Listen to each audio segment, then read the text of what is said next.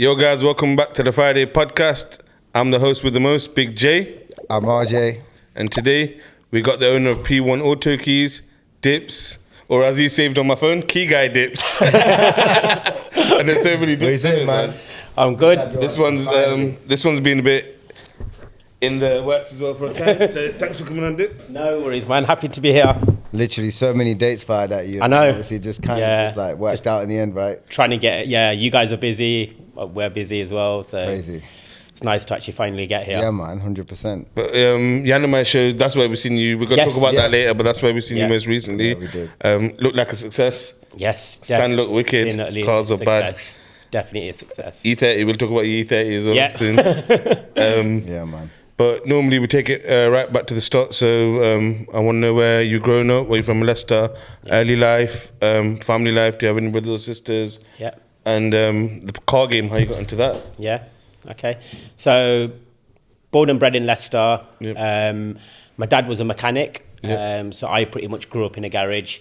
Mum used to help him in the garage as well. They used to have a garage on Lunsford Road, where me and my sister grew up. So I've got one older sister, she's 2 years older than me. Yeah. We pretty much grew up in the garage. So I'd say a typical situation in the sense of parents came here from Africa, Yep. Yeah. and pretty much came with nothing. Yep. Dad worked hard, working for someone else, built himself a bit of a pot to get was gonna ask that his question. own to get his own property because he wanted his own business.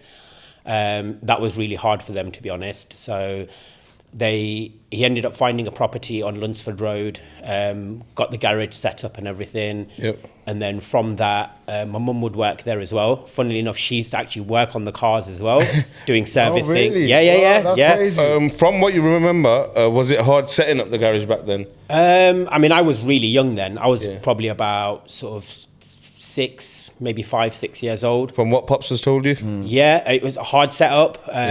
Just firstly, even getting the money to even set everything up, getting the tools, getting the equipment, The place, the rent. getting the place and everything. Was it on rent or did he buy that place? That was Lunsford Road was actually on rent. Okay, yeah. I actually learned to drive in a old Fiat 500 when I was about 5 years old. So I used to sit on mum's lap and then she'd teach me how to drive and everything. So I started learning to drive then. Kids used to be playing football. I'd be in the garage playing with cars and tools and stuff like that. It's in your blood then. It's in my blood. Cars are in my blood, literally. How did Dad get into it then? Was he a mechanic back home? Yeah, so he used to do mechanics in Africa. I think he started when he was about 13. Whereabouts in Africa is he from? Uganda. Uganda. Okay. Yeah. So they were born and bred there. And he started when he was about 13. Okay. And then when they all got chucked out of Africa, they came here literally with nothing at all. And I mean, well, you should know anyway. Same story with all, Yeah, they came here with absolutely nothing. Dad then decided that he wanted to set up his own place, got the Lunsford Road unit, set that up, ran that for many years, got a good customer base, built the business up really well. And then when I was 7, we moved to, we were on Melton Road, living on Melton Road at the time, opposite Feast. Oh, yeah. Okay. And then they seen a property on Bartby Road, a garage.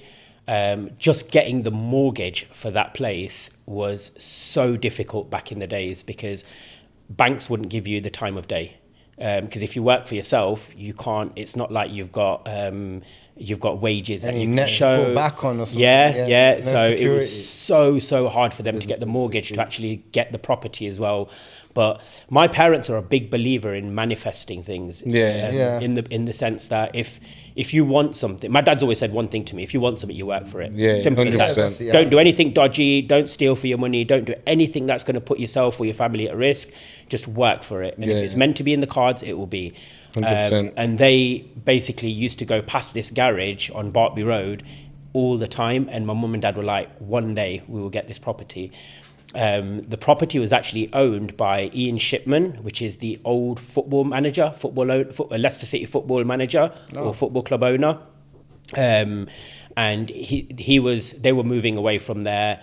and he was willing to sell it, but they weren't going to sell it with just the garage. They wanted to sell the garage and the house. Oh, there's house property right next door. Yeah, so they were like, right, if you want it, you can take it, but you're going to have to buy it all. And then just trying to get the deposit down for the actual property itself was so difficult for them. But the grace of God and good friends, they actually managed to get the deposit together. We got that property. I moved there in 1987. So you moved into the house as well? Moved into the house in 1987. That's crazy. And when we moved in, it was very old, the house was. So a lot of work had to be done. Who lived in there before? Obviously, the manager didn't, innit? No, so he used to rent it, funnily enough, to one of his friends. Okay. For like some ridiculously small amount of money. Yeah, and they'd lived there all that many years. And when we moved there, the garage used to be an old petrol station. So the roof was completely burnt because there was a fire there. Okay. So we had to get all of that sorted out, paint all the inside, get the front sorted out and everything. Big project then, isn't it? Yeah, really, really big project. And what I will do actually is I'll show you some pictures of it, and you could probably flash up a picture of what the unit used to look like, the garage used to look like back in the day. The unit in a house. Yeah, and That's mad. it was the biggest thing that they've ever taken on. And it was so crazy because my parents never thought that they'd be able to even afford a property like that or even get a property like that. And once they got the property, it was just all hands on deck. We used to all help out there. Yeah. I started school then. My sister was obviously at school as well. So this was in 87, yeah? 87. And Quick question. How has your dad ever spoke about how it was to be a garage owner in that area in the 80s? Yep. And as you know, you'd only get opportunities with certain people. Yeah. Certain customers would only come to you. But he built up such a good reputation from the previous garage that all his customers from there came to this garage as well. Yeah. We used to get people from like Wellingborough coming all the way to Leicester just to use Dad as a mechanic.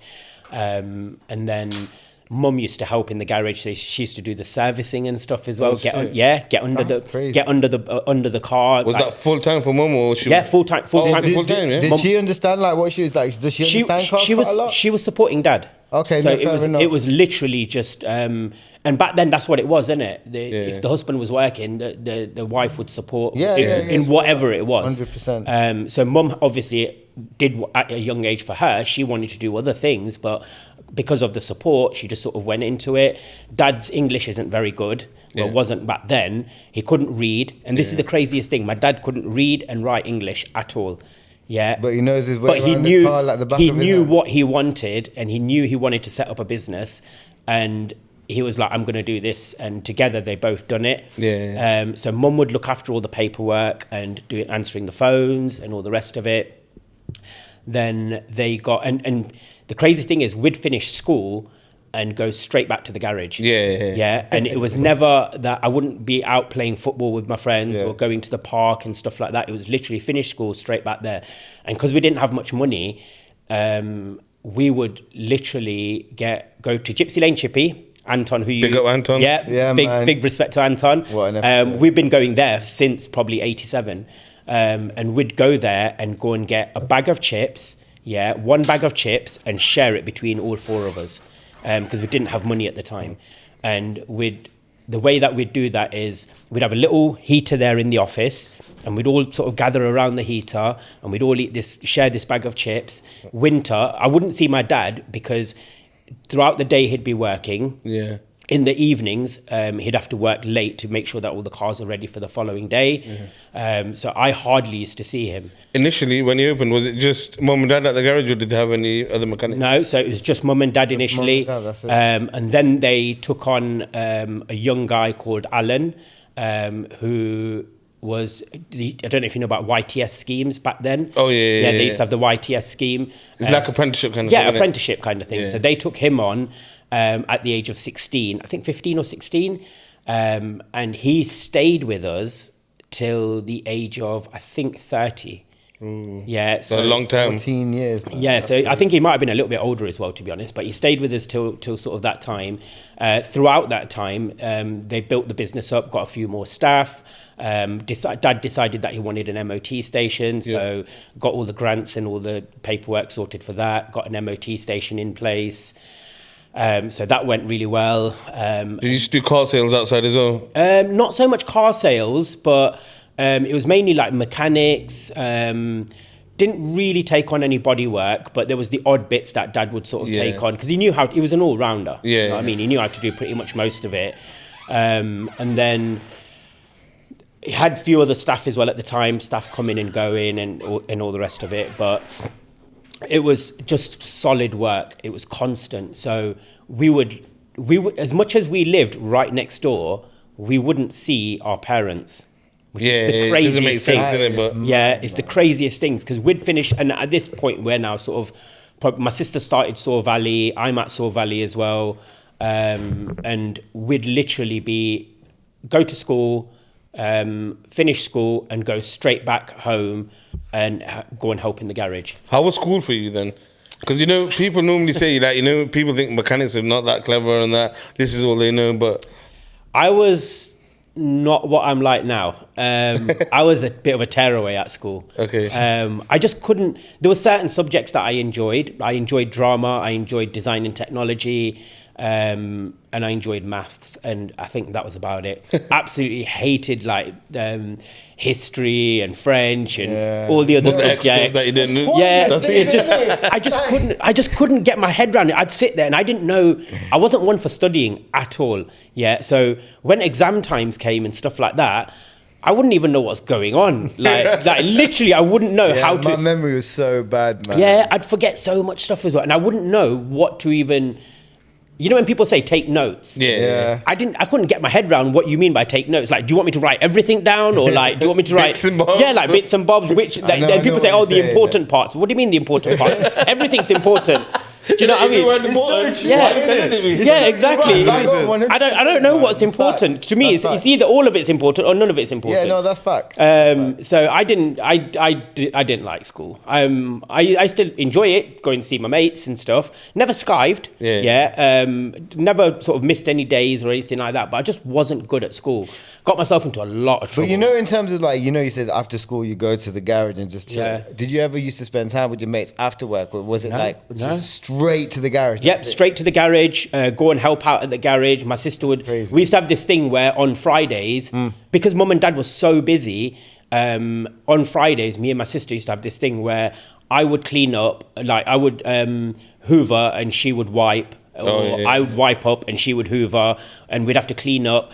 We never used to be allowed to watch... I wouldn't say we weren't allowed, but we wouldn't be allowed to watch TV because we were supposed to be doing our homework. Yeah, but...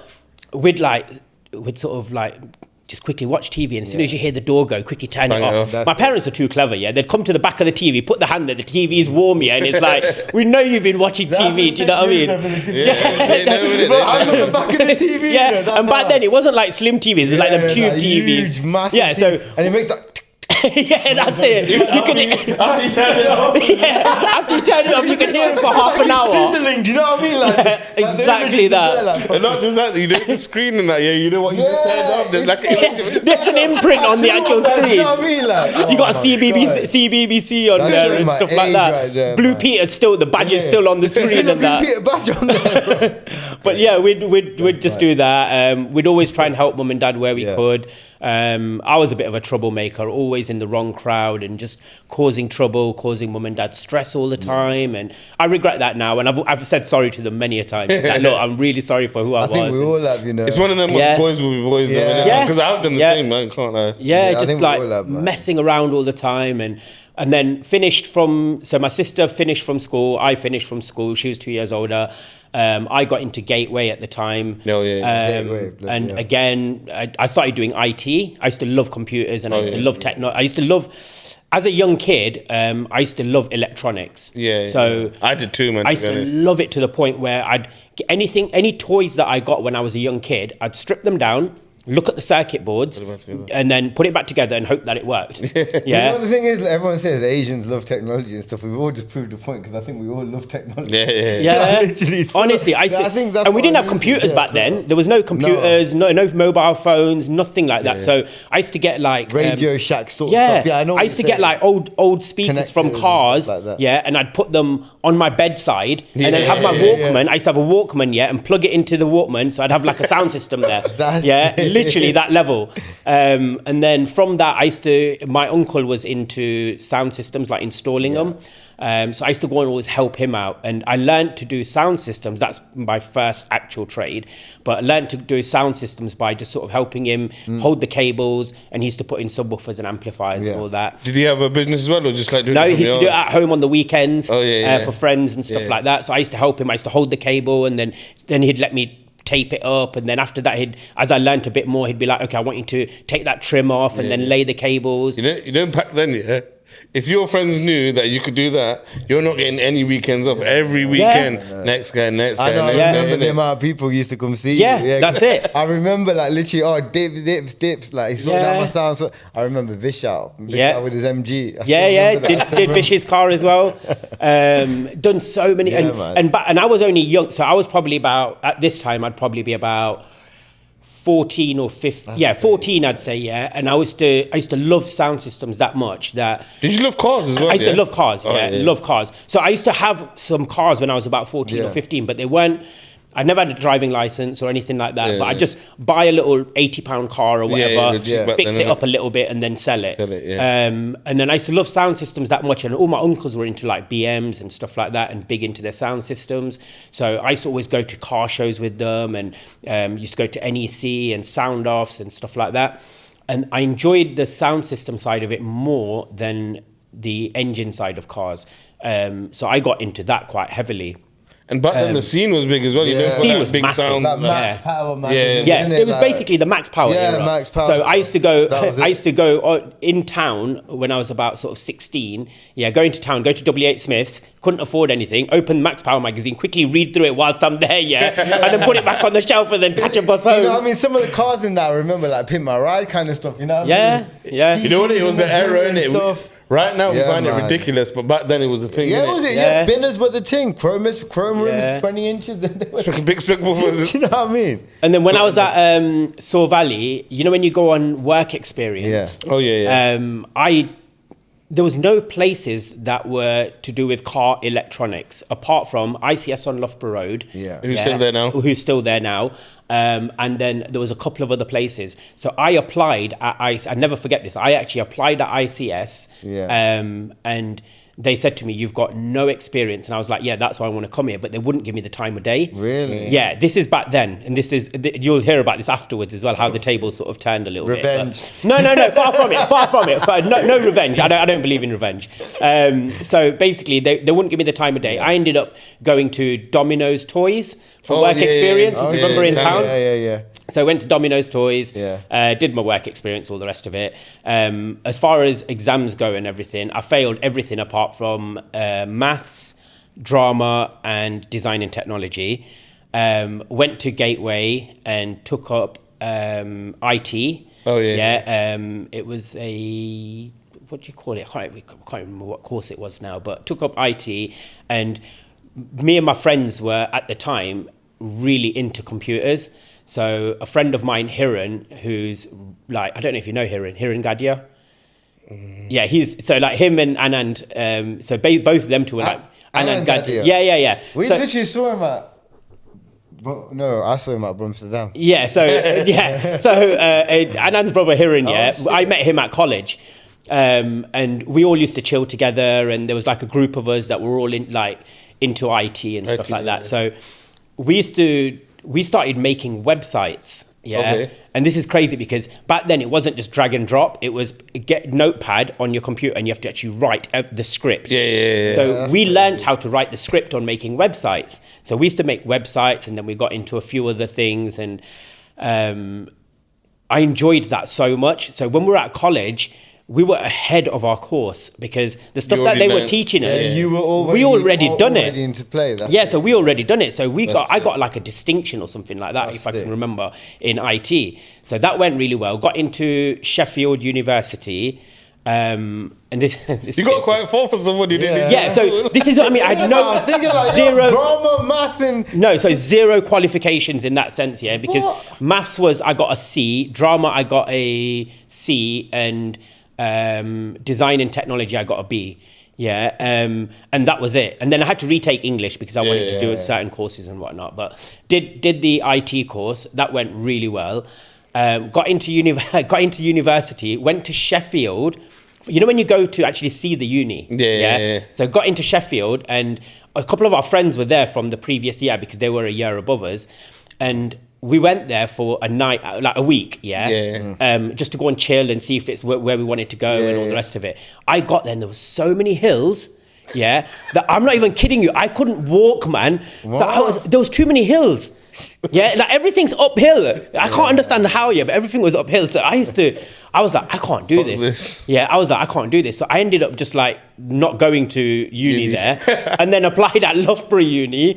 So me and Hiran both were in the same class at uni. And then we were both sat there, and they were teaching us stuff that we'd already done. IT again. Websites and stuff like that. So me and him were like, I can't do this. So we both at the same time went to our tutor and said, we don't want to do this course. We're quitting the course. So we both quit the course. He changed his uni course and went to London. I changed mine to the point where I was like, I don't want to go uni. I'm just going to start working. So I ended up wanting to do websites and everything, but no one would give me an opportunity because I didn't have the qualification. So again, I was back to square one. No one wants to take me on because I've got. But you've got the experience. You've done. I've got my own personal experience, but I haven't got any commercial experience. So no one wants to take you on as a professional at the age of 18. Because young, I didn't have. I was young. I had I had nothing to prove that I've made websites. You don't know. You can just get on Fiverr. If that happened to you in this day and age, just get into a Fiverr. Get someone to make your website, and that's it. And say, here's my work. So they wouldn't. No one would give us an opportunity. So I was like, what can I do? So what I did is I just started speaking to people in the motor trade and saying, look, do you want a website making? I was just about to say, So I started making some websites for garages and places like that. Got screwed over by a couple of garages that just didn't want to pay. So made the websites, didn't want to pay, and learnt the hard way that... Can you just take their website down Yeah, you could, but these were older men, bigger than me, and I didn't want to get in any trouble, So I was just like, look, it is what it is. What was on them websites, by the way? Just like pictures and numbers and that? So one of them was for a guy called Lee, who owned a company that deals with turbos. And I remember I did the website, I charged him like 300 quid, and he didn't even want to pay me. What? And what was the reason?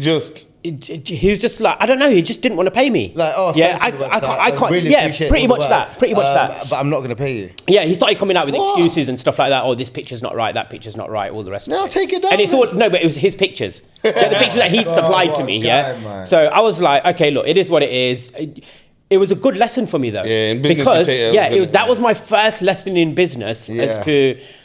This is what happens in the real life. Welcome to business. Not everybody is true to their word. That's what I learned that day. So then I was like, right, I just need to get a job. So I ended up working at call centers. And my God, did I hate it.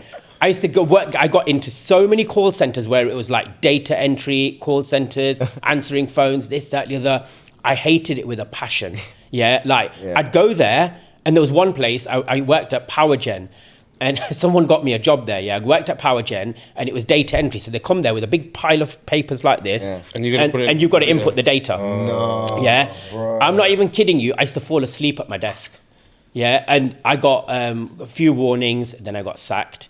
And then Did you never think of doing like mechanics or anything like that? No, I didn't want to get my hands dirty with mechanics. Okay. Because I seen so this is the whole thing. I seen my dad working from like 7 in the morning till 12 at night. And you didn't want that for you. And my dad didn't want that for me, but I didn't want that because I went into mechanics. I was more into electronics and IT and stuff like that.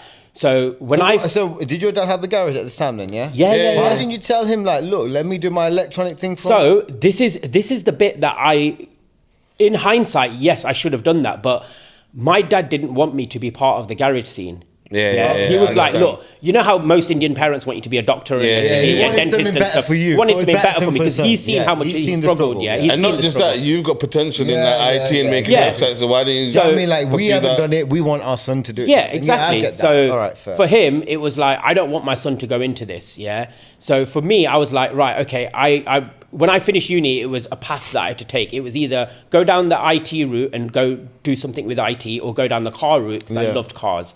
Yeah, and there was a course in London that it sort of gives you an apprenticeship course, and it gives you a qualification to become an auto electrician. We couldn't afford the course. Yeah, so I had to I applied for the course, I got on the course, but we couldn't afford it. So I ended up having to say no to that. And then just carried on doing like call center work, data entry, did that for many years, got sacked from every single job that I'd had. Yeah, Right, and I just 'cause it mean, was shit. like I must have gone through about 20 or 30 jobs throughout my early life, and got sacked every single job I got sacked from. Okay, and not because I didn't turn up. I used to turn up, but I'd fall asleep, or I just wouldn't be productive. No motivation, innit, Yeah, man? zero motivation. Yeah, and I was just like, you know what, I can't. This is crap. So in terms of like, you know, when you went to all the call centers, did you do any sales jobs or anything? I've done door knocking. I've done the window, selling windows, Yeah, and windows. mate, I've done it. I've done it all, honestly, mate. I've stacked shelves at Tesco's doing night shift, from 9 at night till 7 in the morning, and that was the pinnacle point for me of understanding of what I really want from my life. Yeah, because I remember doing it, and I was going through. I was going through like, I wouldn't even call it depression. I was just fed up. Yeah, I was just like, you know what? Obviously, going through 20 jobs, you're going to be to a and you got to remember, at this point, I've got family and friends who are getting me into jobs, because their name's high up in that industry, and I'm ruining it for them. Yeah. And then you're losing relations, you're burning bridges. Exactly. And I'm like, you know what? I can't keep doing this. So I'm like, you know what? I remember getting a job at Tesco's. Yeah. Oh, I've even done waiting, for like catering and stuff like that. Yeah, where they hire you for like a weekend and stuff like that. I've done that. I've done that. Get your black shirt on. I've done that. Yeah, that's it. Yeah, trust me, I've done those ones. Sanjay Foods. Yeah, you know what I mean? Like, Atul fuck me up.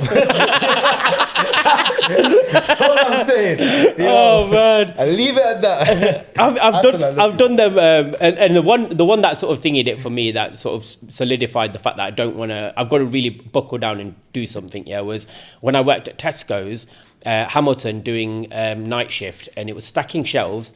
And at 5 in the morning, the people that you'd see there were either stoners, drinkers, or strippers. Yeah, I'm not even kidding you. 5 o'clock in the morning, the strippers are rolling in. After their night shift.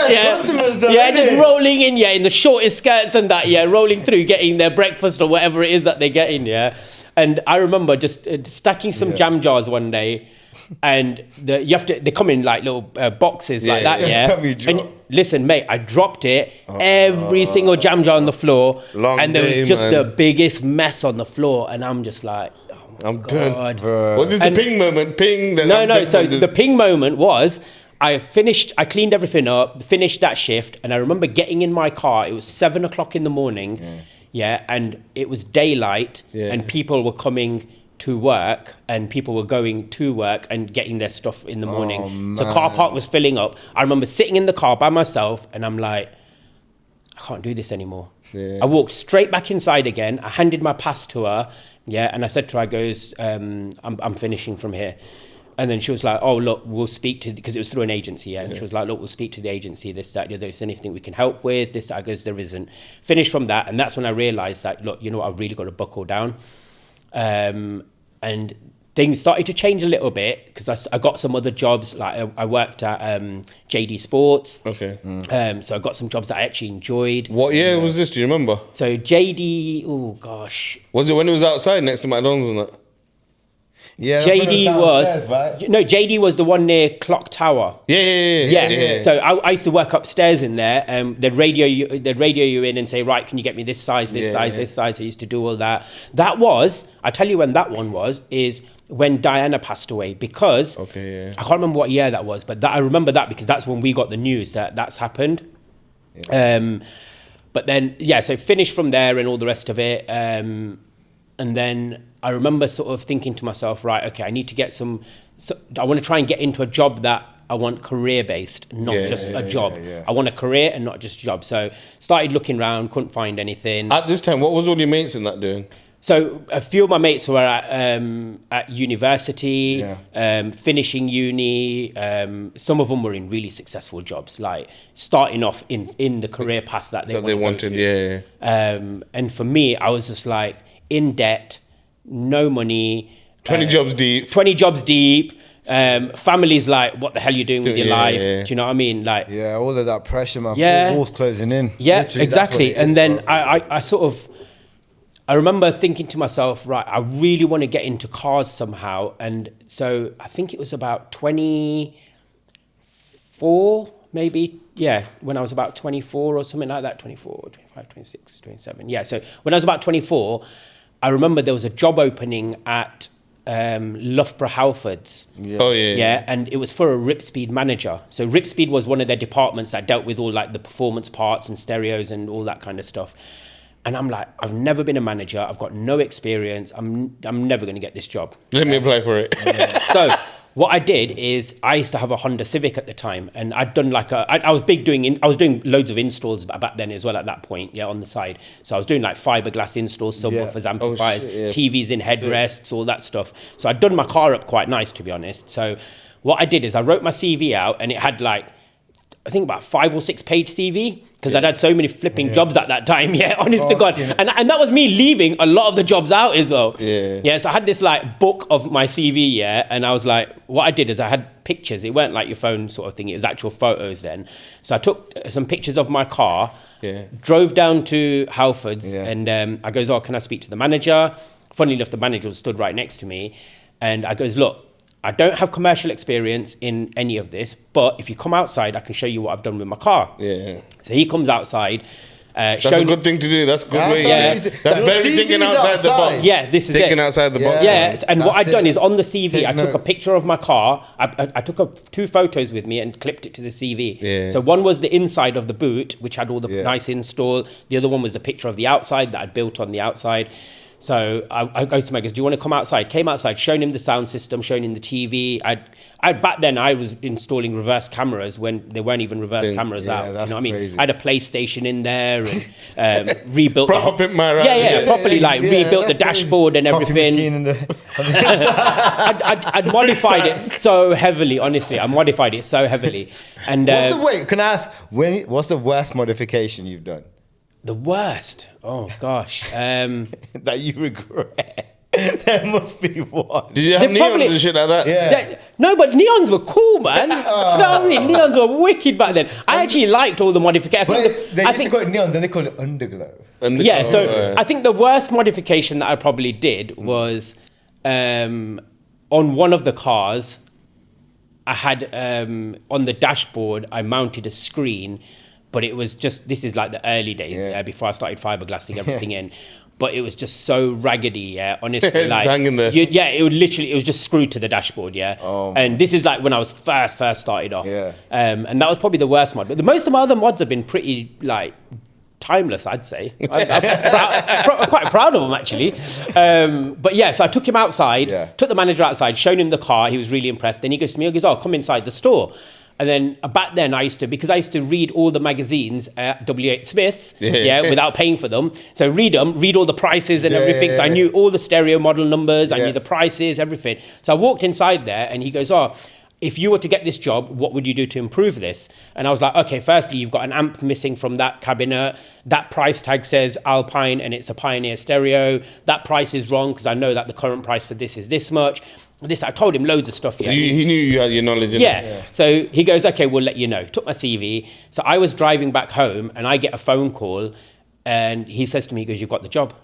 And I was like, in 20 minutes. mate, I'm not even. It was from Loughborough to Leicester, and I was probably 15 minutes into the journey, and he rang me to say I've got the job, and I could not believe my luck. At that moment, I was like, I've actually got a job as a manager. No, as a manager. What? Okay, as a manager. Let me flip this around. If you were him, and he seen you, and you seen you, sorry, and then you did, would you give yourself as a job? Yes, I was so determined. Yeah. I was so focused and determined. Yeah, because at that point, you got to remember, I've had like 20 plus jobs here, and everything was just going shit. And I was like, you know what? I need this. And I need this. But at the same time, I was like, I was really nervous. I was a nervous kid back then. Like I couldn't approach adults. Yeah, as in like I'd find adults intimidating. So this time I was just like, you know what, I know I can do this. And I'm like, I know I can do this. But when he told me I got the job, I was just like, this is mental. Did you tell anybody your plan before you done it? Yeah. No. Or you just went there and done it? Not one person. To do it, because then you got to tell them. The minute you I'll tell you one thing. The minute you tell someone your plan, and it could be the best plan in the world, and I was going to talk about this afterwards, because it's happened after that as well. But the minute you tell someone your plan, it could be a family member, it could be a friend. What will happen is they don't see your vision that's in your head. And because they don't see that vision, they think it might be impossible. So if I told someone I'm going to apply for a manager's job and all I've ever done is data entry, the first thing they're going to say to me is, well, no chance, you ain't getting it. What's wrong with you? Yeah, what you been drinking? Do you know what I mean? What you been smoking? So for me, it was like, I'm not going to tell no one anything. I didn't even tell my parents I was applying for the job. I just literally applied for it, got the job, and I didn't realize the manager position was also a key holder for the store. Oh shit! Straight away. I thought I was just going to be managing that department, and that was it. Bro, the whole store? The whole flipping store, So I walked in there and did about 2 months, and then they were like, okay, look, we want you to be a key holder, this, that, the other. So I used to work like the evening shift up at 8 o'clock, and then I'd have to lock up and everything. And because Loughborough is predominantly students there, the staff that I had were all student staff. So, and they were brilliant, honest to God. Matt Champion, I'll never forget him. He was such a good guy, and there was a few others there as well. And they were so flipping amazing. They'd always be supportive. So they were like the best team that I had there, honestly. And we had it so good there as well. In that kind of spot, in that kind of role and job, that's what you need in a good team. You know, when I worked in retail, it's like a family, because you see the same people day in, day out. You know what, in the store, because you can't just, in a call center, there's bare heads everywhere. In a retail store, if you got 2 man calling in sick, you've got to ask the people there, like, yo, can you cover? Can you do 4 hours? Can you do this? Call up staff, it's crazy. It's like it was so, honestly, they were a really good team as well. And then I did that for about 3.5 years. What was your main role there? Managing, or were you doing that? No, so I used to fit the audio there as well. Oh, so the POS and everything. Yeah, so I used to sort all of that out, fit the audio. And because my background was electronics on cars and fitting stereos, people used to come there because even with stuff that Halfords don't even offer. They'll be like, oh, Dips, can you do this actually? Can you do this? Like, yeah, we'll take it on. Do you know what I mean? So we were charging for stuff that Halfords didn't even offer at the time. Wasn't even a service. Yeah, it wasn't even a service. And we were doing so well, honestly. We were really, really doing well. And then... Were you allowed to do that? Yeah, because we'd price it as a labour charge. Okay, fair enough. So if it was something like fault finding, Halfords didn't offer an electronics fault finding or anything. But you charged them. But customers were so happy with the fact that we were doing this, so customers would come to me and be like, oh, look, I've got a problem with my electrics, the windows don't work, this don't work, that don't work, whatever. Like, yeah, no problems, go in there, test it all, this, okay, cool, right, done, 1 hour's labour, 2 hours labour, whatever. And they were happy to pay because the job was getting done. And then I got an opportunity, and this is where I learnt my biggest lesson about if you ever start a business, be careful who you start a business with. Say that again, this camera. If you ever start a business, be very careful who you start a business up with, because I learnt something in such a hard way, honestly. It destroyed me. So when I was there, we used to go to a lot of shows and stuff as well, like car shows and stuff like that. And someone reached out to me and said, oh, look, this business in Loughborough is closing down. The guy's got old. He doesn't want to do it, and it was a car audio company basically. Yeah. He doesn't want to do it, so he's retiring. But the other business partner was like, "Look, we've seen what you do. This, that, the other. Do you want to come in as a partner?" Oh, man. It's like, okay, brilliant. It's my opportunity to set up a business. Do you know what I mean? Have something of your own. Yeah, have something of my own. Halford was still good though. Halford's was good, but so we ended up. Did you leave a good position? I left a managerial position, which was a brilliant position, to go and set up a business with someone. Called it a new name, so we called it Absolute In Car. Everything, and this is where I met Vish, where Vish came to get the sound system done back of Loughborough. Yeah, I Domino's. remember there was a bit of an issue with everything and with the parts, because I remember Vish was pissed. Yeah. I remember all of this. We basically, his job was his business was to sell the audio. The guy I was supposedly in business with, he's to sell the audio. So by audio, you mean the system, the sound speakers, system, this, that, all that stuff. Yeah. He's to sell that stuff to trade, to other companies. So he was like, well, look, if you open your business here, I can supply it to you at trade.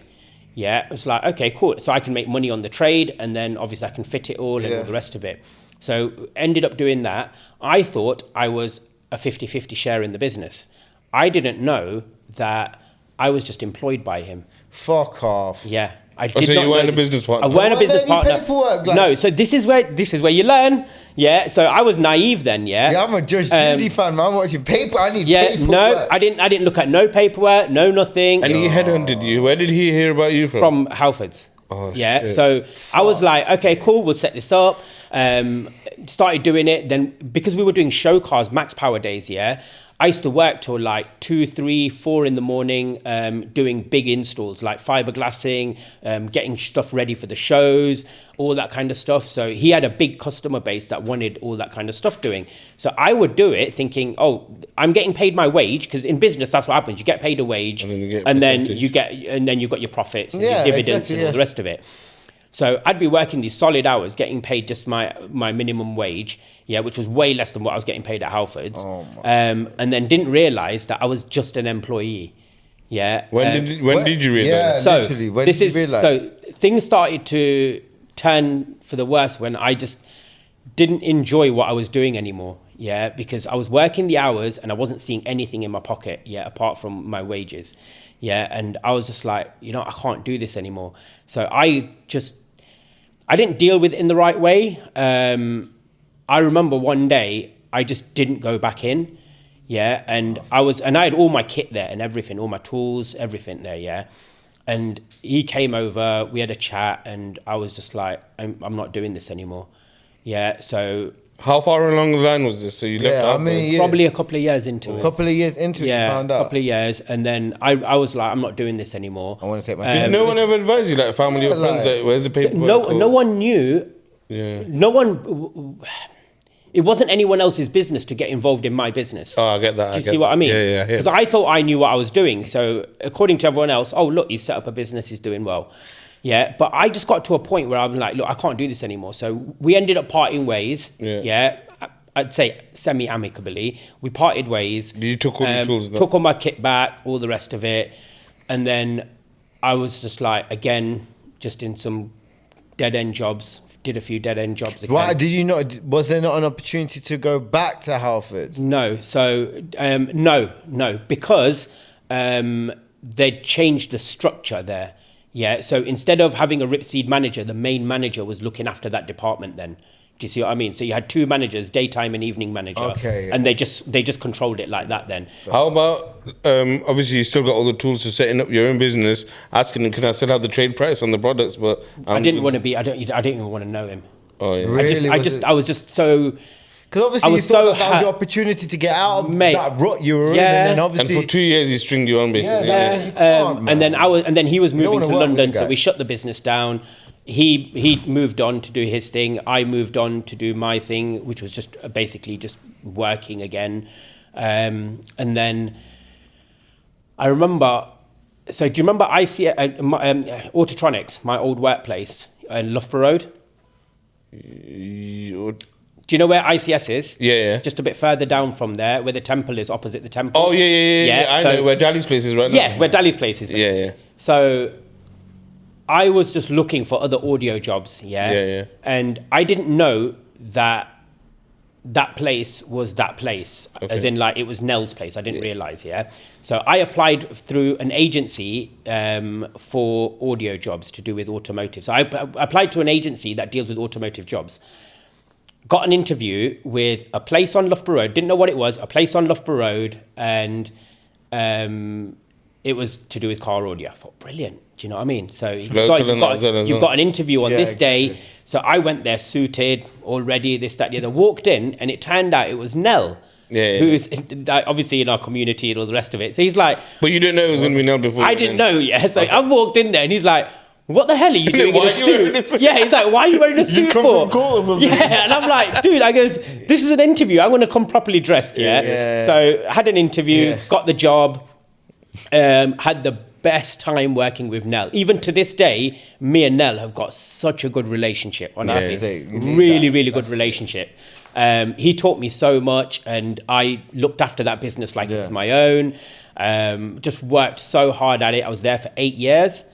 And Nell then decided that he wanted to go into the auto locksmith side of it, because we used to deal with so car audio, diagnostics, electronic fault finding, and we used to have this thing there. Me and Nell used to always say, we used to go, cars will go around to all the other garages, let everybody mess around with them, and then they used to come to us, and then we'd have to sort everyone else's mess out, undo everyone else's mess, and then we'd have to fix what the original problem was. You know what? Cars are a fucking web of mess. So no one used to...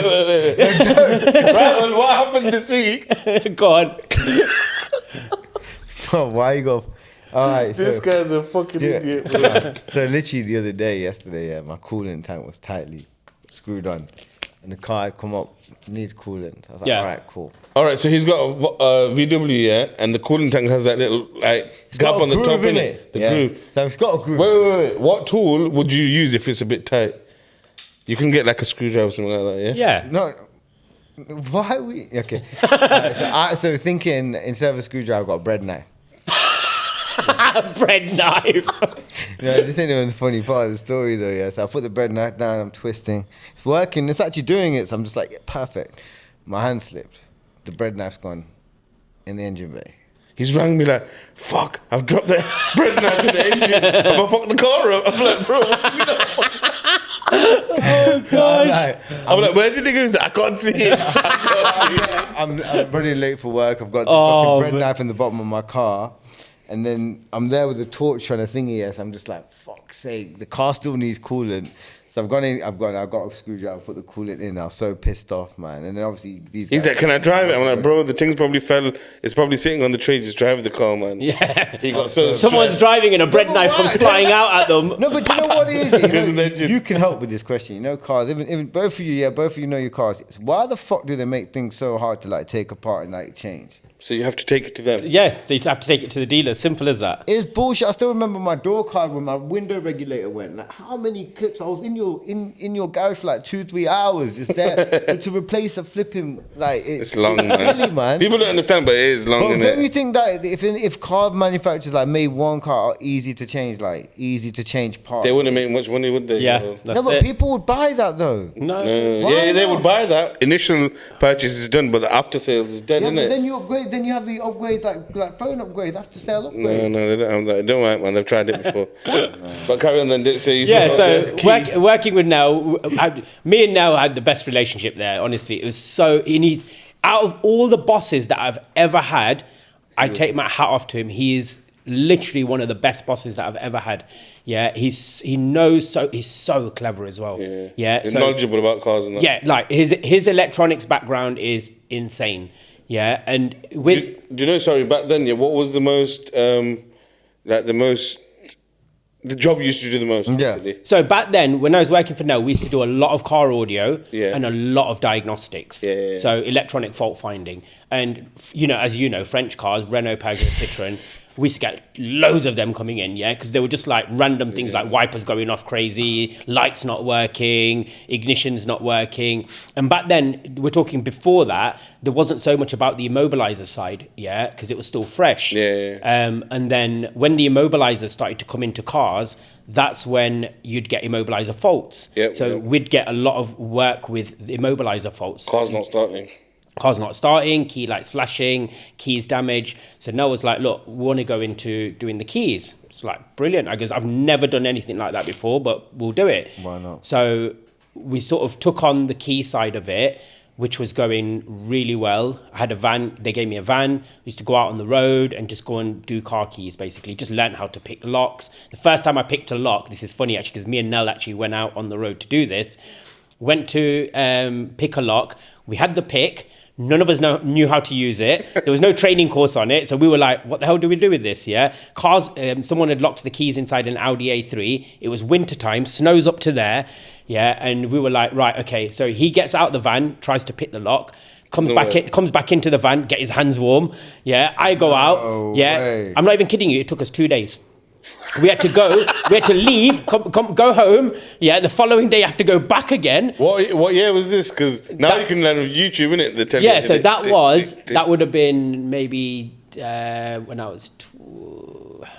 like 05, 06? Oh, God, I can't even tell you now. So it was like sort of 7 years into my stint, because I was there for 8 years, so probably 7 years into it. And we didn't know, none of us knew how to use this pick, yeah? All we knew that is you have to move something inside the lock and hopefully it should open. Yeah, so he'd go out, come back in, warm himself up. I'd go out, come back in, warm myself up. We'd do that like constantly. Couldn't figure anything that day. That Rocky music playing in the background. Yeah, trust me, honestly, it was crazy. You can't feel your fingers, yeah? And when you're trying to pick a lock, you need to have a feel for it. Yeah. So we were there, the second day that we went back, he's gone, I've gone, he's gone, I've gone back out again, done it, don't know what I did. Oh, just randomly. No idea what I'd done. Turned the lock and it opened, and I'm like, shit, it's opened. Because I don't know what. If I knew what I'd done, then it would have been ideal. But I didn't even know what I'd done. It opened. We're like, all right, fine, it's done. Then we got a couple of locks and stuff like that, and just kept practicing. So going from 2 days to pick a lock. I can get into most cars in under a minute now. Yeah. So if I give you a lock right now with a lock pick, how quick could you open it? Probably about 30 seconds. For real? Yeah, I can get into most cars within about 30 seconds to a minute. And is no it damage to the vehicle. Or just because you feel it? All to do with feel. Yeah. And so it ended up doing that. Nell gave me a van. We used to go out on the road and just like do all the locksmithing, like spare keys, lost keys, like vehicle lockouts and stuff like that. Going really well. And then at this point, I'm like, I just bought my first house. Okay. Yeah. And I'm like, okay, I need to do something now. I've got to either move up within the business or I've got to do something. Yeah. So I got headhunted. No, so I left from there. We parted on good terms. Yeah. I left from there because it was like, look, it's time for me to move on. Yeah. And then after that, I'd sort of thought, I'm going to take a little break. Yeah. Sort of like a couple of months out or whatever. And I got headhunted by the AA. Okay. So someone from the AA contacted me and said, look, we want you to train our staff, for doing locksmithing. No. Like, no probs. So you've been doing it 2 years by now? I'd say about 2 years. Yeah. And this is the crazy thing, because I'd only been doing it a couple of years, and they were like, we want you to train our staff. And I'm like, okay, what sort of wages are you offering me? And they were offering me like 40 grand. Oh, shit. Yeah. Wow. This is from a person who's never had any university qualifications. Yeah. Like, just, you never really trained anyone? Never trained. I just learnt everything by myself. The good thing is you learn at the right time, because obviously with all the immobilizer stuff coming, you picked it up at the right time. Yeah. When it was a skill and needed, you were there. And at that moment, you got to remember, the car audio side was dying. Because cars were coming with parking sensors, good stereos, screens in them. Even now you get Bluetooth. All that they were coming with everything. So me staying in the car audio industry was just a dying trade for me. Yeah, I mean, don't get me wrong. There's successful businesses out there that are doing it, and mate, hats off to them because they're doing it really well. Yeah, but for us, it was just like it wasn't bringing enough work in to sustain multiple staff, and you know what I mean. So you've got to in any business, you've got to be able to pivot. And we got to a point when I left there, and then AA sort of headhunted me, and I had to write a CV out for them, and I can't write a CV with pages and pages, so it was going to be basically 2 pages. Working in Halfords, working absolute in car with my own business, working with Nell, so it was just going to be like 3 jobs. So I went to my cousin's house and I said, look, I need to write a CV out. He's really good with stuff like that. So I goes, look, I need to write a CV. And it's basically got to be because AA wanted like me to train the staff, so I've got to sort of cater it towards that. So he's sitting there and he's like, Dips, why don't you just open your own business? And I'm like, mate, I've been stung before, with the Absolute in-car in Loughborough. I goes, I just don't want to do it. And I goes, I don't know enough about paperwork and this and that and all the rest of it. And he's like, look, let's just crunch some numbers, So he's like, how much do you reckon you can make a day? How many jobs can you do a day? What kind of equipment do you need? What's the equipment going to cost? All the rest of it. So we were just sort of banging our heads together, and we ended up coming up with this plan. And I'm like, shit, this might actually work. And I'm like, okay, look, I'm going to give it a go. So you went into your CV and you came out with a business plan. Literally, I'm not even kidding you. It was literally that. That's so and I'm like, look, I don't know if this is going to work, but I was a bit more wiser now compared to what I was when I was like 26 and I'd been screwed over, So I was like, right, it's going to be my business. I'm going to register it under my name. So that must have felt good when you did that. So I set up a company called Midlands Auto Locksmith in 2015. Okay. And I'm like, okay, I didn't know how to set up a business, so I did some research, spoke to a few people, went to the bank to try and get a loan. They laughed at me. Not even kidding you. Every single bank that I went to laughed at me. Why? Because you haven't had your own business or no business experience? Because I had no business. I didn't even have a proper business plan at this moment. I just knew that I wanted to do this, and I knew that in the plan that I'd written was, honest to God, if I looked at that plan now, I'd laugh at that plan and be like, no chance. But I just knew what I was going to do was going to make money. So I remember going to the bank with my mum, and we both asked, saying, right, for this much money, what kind of rates can you give me? And they said to me, I think it was 19%, which is ridiculous. They said to my mum, 0.3%. What? And this is at the same bank. This is at Barclays Bank, and both of us, because I didn't have no credit, I had bad credit and all the rest of it. So you're more of a liability. That's the day that I realized how much your credit makes a difference. How much your past life makes a difference in what you receive. So as a kid, I used to splash money and this and that. Bite you in the arse. And now, if honestly, in hindsight, I wish I'd saved money when I was a kid, and I wish I'd done loads of things. But I was like, okay, cool. They're not going to lend me money. Simple as that. So I'd saved up a little bit of money. Mum and Dad helped me with a bit, and we basically got enough for me to buy some basic equipment. So basically a cutting machine, a programmer, some keys. And even when I went to buy this stuff, I went there and I was like, right, can you write me a list of all the stuff that I need? And the companies that you go to that sell the equipment want to sell you everything. So he's sitting there and he's like, oh, Dips, you need this, you need this, you need this. Comes back, I was like, okay, cool. Can you tell me a price on it? He goes, it'll be about 120 grand. I'm like, mate, are you having a laugh? What? I'm like, mate, I'm starting up a business here. You think I got 120 grand? Barely got a grand. So he's like, he goes, okay, look, let's see what you desperately need to start up. So we worked out that I need a couple of cutting machines, this, that, the other. So worked it out, and it came to about 20 grand or something like that. And I was like, I need a van. Now, I know what vans are like, because a lot of them are shit if they've been used for that long and they've just like, you know what I mean? I didn't want to go down the route of buying a van and then it fail when I'm on the way to a job or whatever. So we went to Ford, bought a van on finance. Again, had to borrow some money. Done that, and my parents put everything into this for me, to help me set this up. Sick, man. Big respect. Mad respect to them. Set the business up in 2015, called it Midlands Auto Locksmith. Business was going good, like set it up, started getting jobs coming in, like just basic jobs, Ford Fiestas, Focuses, Vauxhalls, stuff like that, just spare keys, couple of lost key situations. So business was going all right, actually. It weren't going too bad. Then I'd find myself, and this is on my now road to hitting absolute rock bottom. So I found myself drinking, meet up with the lads, finish work, go and have a drink. Nothing wrong with that, and then doing a few other little bits as well, not good habits. Meeting up with the lads, and we'd meet up and we'd start doing all this stuff, drinking and all the rest of it. And I found myself going from a casual drink, to drinking every evening, Yeah, so finishing work every single evening. Before it used to be like, oh, we'll link up on Friday. But how much would you drink every year? So this is the crazy thing. So first it would be, oh, we'll just meet up on Friday, have a couple of drinks, like maybe a couple of beers, yeah, and everyone will go home for about 10 o'clock, yeah? It went from that to, oh, we'll meet up on Saturdays as well. And then it went to every evening I was linking up with the lads, and everyone was in the motor trade, yeah? All the lads were, yeah? So we'd meet up, we'd all just chill out, have a few drinks, this, that, the other.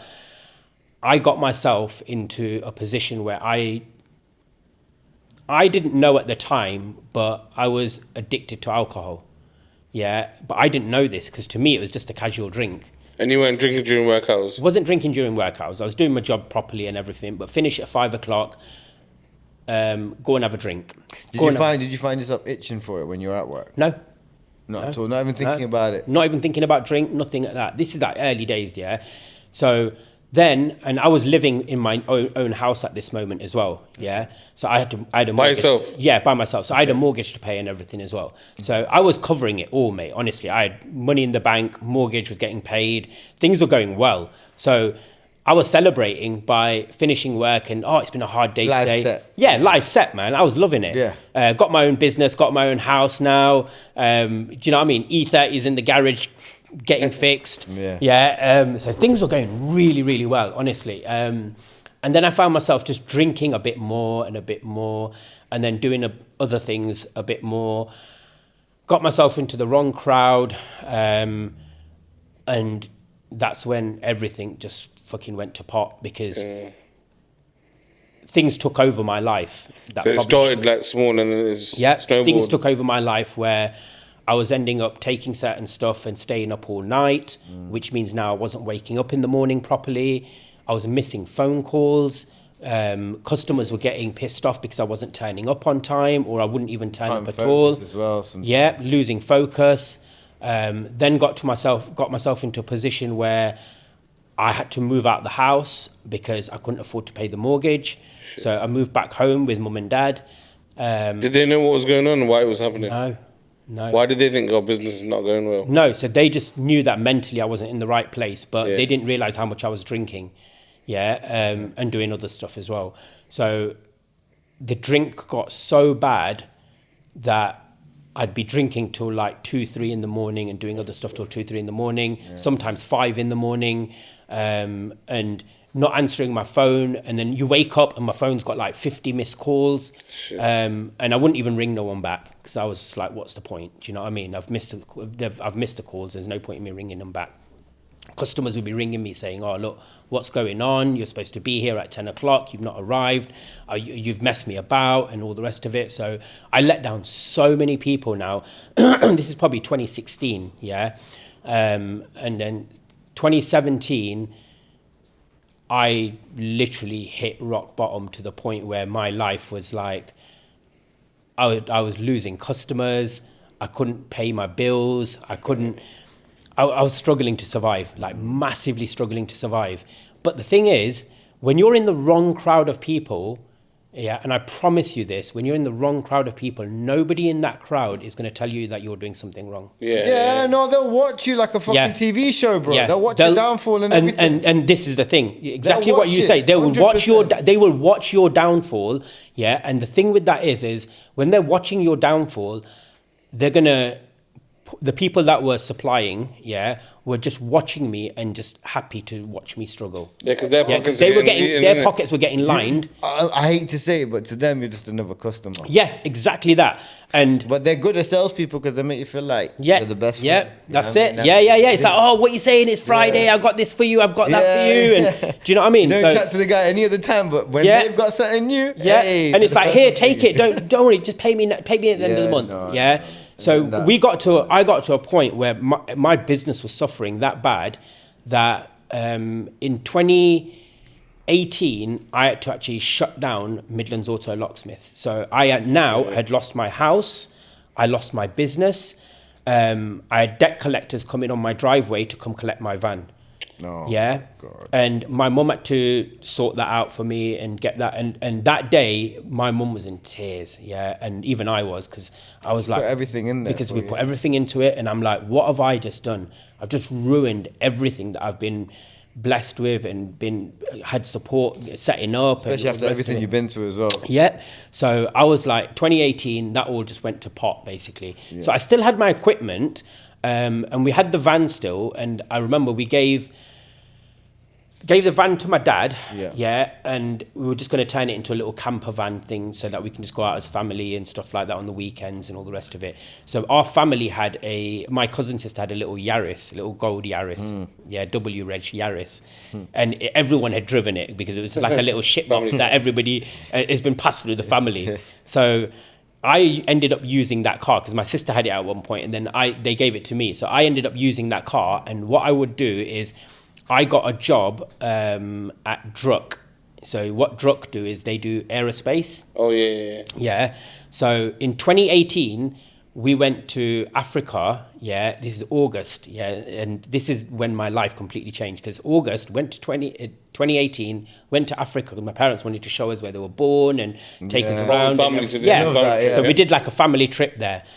3 days into the trip, yeah, and you got to remember, prior to this, I was on a whole bunch of stuff. Yeah. So 3 days into the trip, I had a seizure. Collapsed on the floor, broke my eye socket, broke my nose, bit through my tongue, broke both my teeth, both black eyes, and this is one of your parents in Africa. Yeah, and ended up spending a few nights in hospital. But can I ask one thing? Yeah, you know when you went through that seizure, right? You know when you were coming off what you were doing, the drinking, the drugs. How soon after was that? So the seizure. August the 10th, 2018. Yeah, I said to myself that this holiday is going to be good for me because I can just leave. I can stop everything. So it was August the 10th that we went on holiday, and 3 days into that, so August the 13th. Yeah. And when was the last time you had obviously had a drink before that? Not the drink, it was the other stuff. Okay. On the 10th? That was the 10th. That was the 10th you had it? Yeah. Oh, okay. So I literally had a bit with the lads and I was like, I'm going on holiday. And then ended up having the seizure, ended up in hospital, pretty much ruined the holiday. Because mum and dad had to look after me then. Because hospitals over there, I was not in a fit state to even, like, I was bad. Like, if you've seen a picture of me, both my eyes were black, my eye socket was broken, my nose was broken, my tongue had a massive slit in it, all the way through. Both my teeth were broken, so it was really bad. So I remember sitting in that hospital bed and my mum was sat next to me, and I remember saying to myself, the woman came in and she goes, we want you to give a urine sample. It's like, yeah, no problems, done the urine sample, come back. She comes back, she goes, we found this and this in your urine sample. And my mum's sitting there at this moment. And I remember thinking to myself that in my life from now on, I am never, ever, ever going to put my parents through this position again. So we did the holiday, we came back, and I was like, I'm done with it. So I never touched anything else since then, yeah? Not even alcohol, nothing? No. So I was still, this is the thing. So I didn't drink then on the holiday because I was on medication and all the rest of it. So I didn't touch anything else, yeah? So came back, and things were going okay in the sense that I was off for a little while and I was just doing like regular jobs and stuff like that. And I remember when we came back, I was like, I'm done with that crowd of people. Yeah. I'm just done with them, yeah? And it's not their fault, yeah? It's my fault for letting myself be dragged into that. Yeah. So I don't blame them at all. Yeah, because you have your own. You have right and wrong. You know the answers. Yeah, exactly. You know what you're doing. As a human, I know right and wrong. As a grown man, I know right and wrong. So I'm not going to blame someone else. For something that I put on myself. Yeah.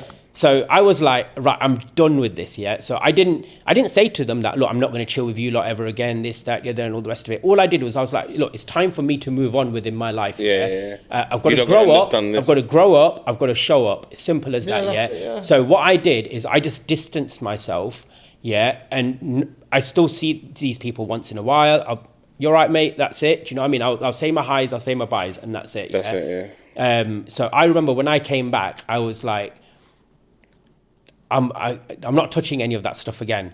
So after that, I remember drinking a little bit still, but not heavily. Yeah. And then we were going into lockdown then, 2019. I think the SD card's about to run out. That's why he keeps looking at me. Oh, okay. Do you want to swap it? of the business. So we're gonna have to come back on Saturday, I think. Yeah. Oh, is do it? episode 2 with Might you. have to do episode Okay. 2. Yeah, Let's do yeah. Saturday. Should we do that? Yeah, we'll have to. So we'll drop this one Friday. Yeah. This Friday we're gonna drop this one today, Yeah. and then another episode is do gonna that. come out in a couple of days. Yeah. They were still filming. But yeah, we'll Are do they still that. on? They're still on. Yeah. Yeah. We do the sponsors quickly. Yeah, cool. Go on then. Pick up Mama's Kitchen each and every time. Yes. Pick up In Brief Designs. Just come back from holiday. Hopefully he's gonna get our shit done soon. Yeah. I said end of this month. He said end of this month. Big up Pyro 2. This week we have the Jordan 1 low mockers. And big up the one and only man-made barbers each and every time. Big up Flexi Vehicle Hire, Skirt, and big up RS Glass and Glazing That's Limited. Big up P1 Autokeys. I was gonna say man. there's only one name. You know, in Leicester, if you need keys, straight P1 Autokeys. If you need bread knives taken out, 105B Garage. If you need to do a podcast, hit up Leicester Podcast Studio each and every time. It's a wrap for now. For now. For now. Part 2 to come. That's it.